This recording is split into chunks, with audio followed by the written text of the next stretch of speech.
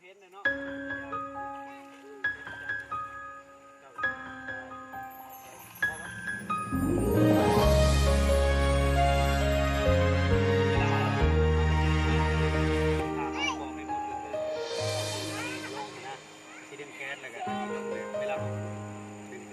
จับแบบนี้แหละ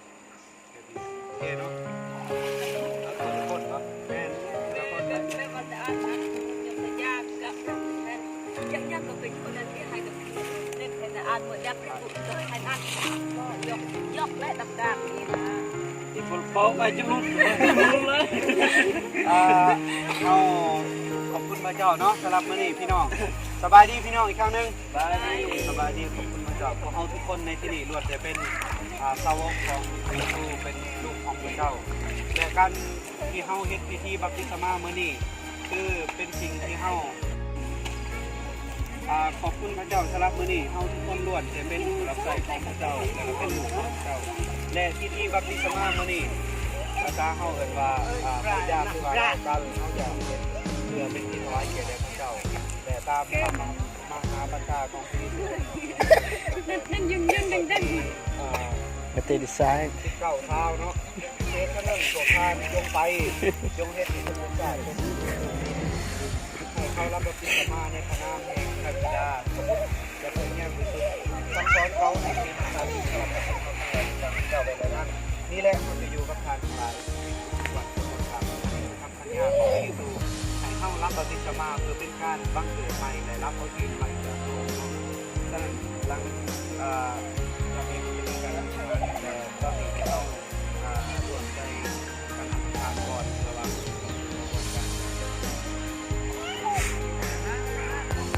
เราจะกำลังทำอย่างไรหน่อยการรักษา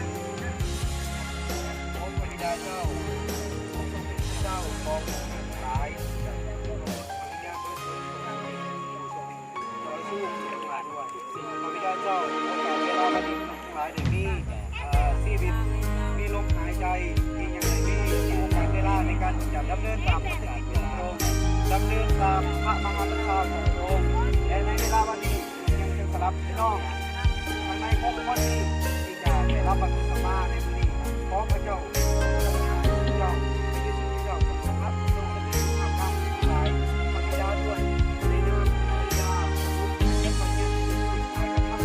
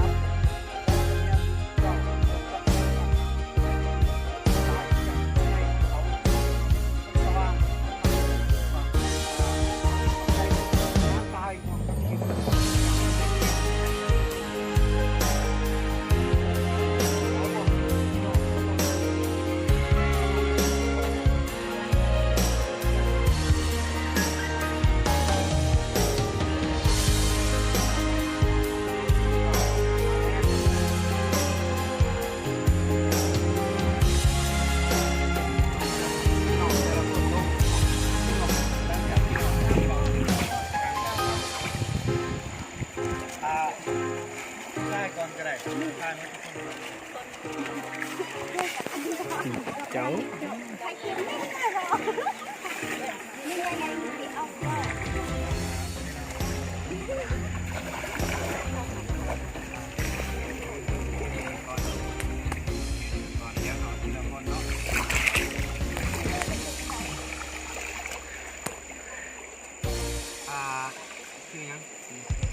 ชื่อนิกเนาะขอบคุณพระเจ้าที่เราได้มีโอกาสเป็น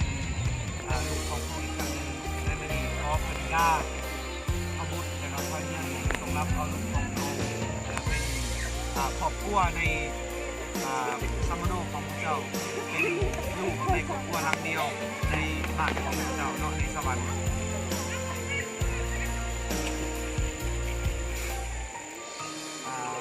ในพระนามพระบิดาพระบุตรและพระเยซูเข้าร่วมกันเป็นพิธีนี้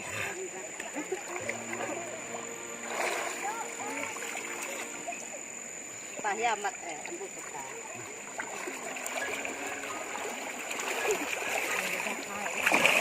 ไปยกบ้านไง ไปตอนนี้ ในนามพระบิดาพระบุตรและพระวิญญาณบริสุทธิ์เข้าได้ร่วมพิธีนี้เนาะ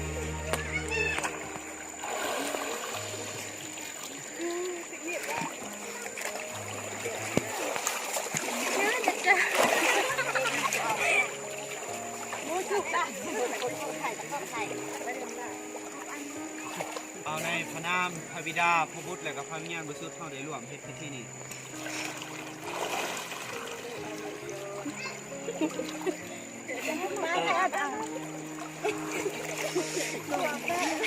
ในพระนามพระบิดา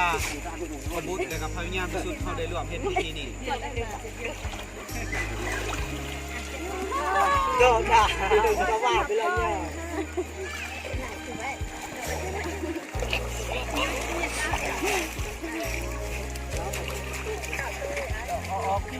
เนี่ยในพระนามของพระบิดาพระบุตรและพระวิญญาณบริสุทธิ์เข้าได้ร่วมพิธีนี้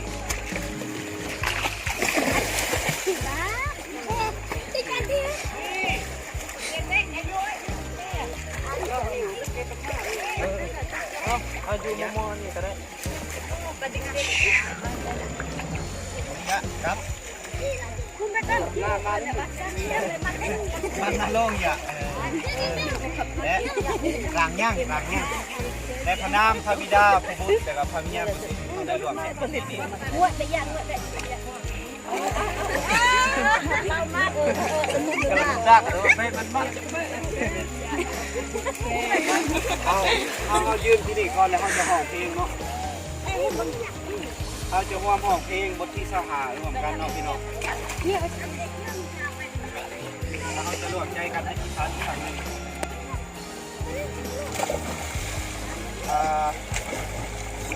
มีนิกแล้วก็มีไทยมีแม่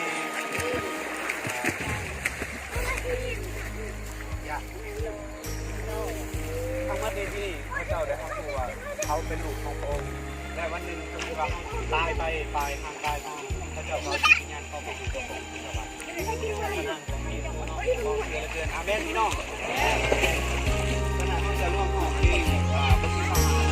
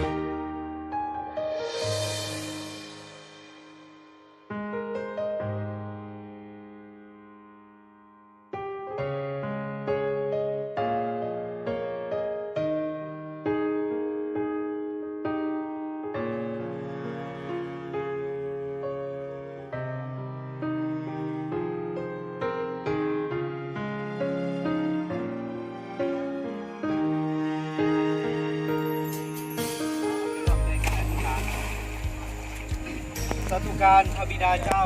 ลูกสรรเสริญนมัสการพระองค์ครั้งหนึ่งโอ้พระบิดาเจ้า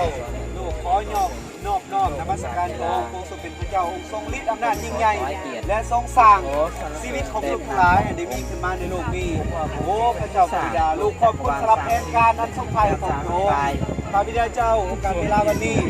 ลูกๆของพระองค์ทั้ง6คนในที่นี้ได้มี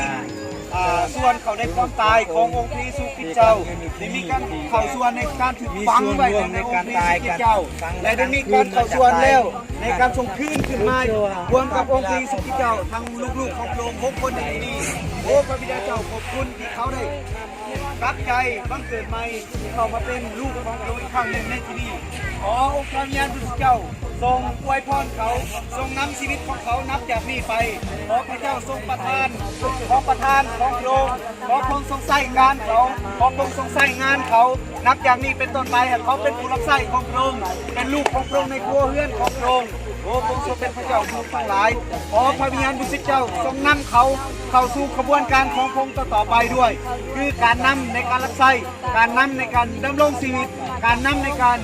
เฮ็ดกิจการงานของพระองค์การนำในการนำข้าประเสริฐการประกาศข้าประเสริฐต่อไปโอ้พระบิดาเจ้าพระวิญญาณบริสุทธิ์เจ้าขอทรงนำเขาทั้ง6คนนี้จะเป็นลูกของพระองค์ขอพระวิญญาณบริสุทธิ์เจ้าทรงสถิตอยู่กับเขา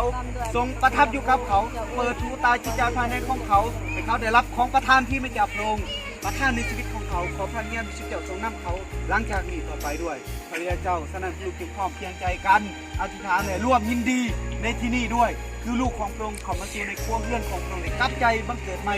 ในอาณาจักรของพระองค์โอ้พระองค์เจ้าข่าลูกขอบคุณพระองค์สำหรับโอกาสเวลาวันนี้ขอจะสวยพ่อพี่น้องสำหรับการเดินทางของลูกทั้งหลายขอเกิดทรงคุ้มครองลูกทั้งหลายด้วยได้รับความปลอดภัยสันติที่มาจากพระองค์เจ้าลูกจึงพร้อมเพียงใจกันร่วมใจกันอธิษฐานทุกคนเชื่อในพระนามของพระเยซูคริสต์เจ้าอาเมนอับเจ้าอวยพรและอย่างน้องไป คุณได้คนจี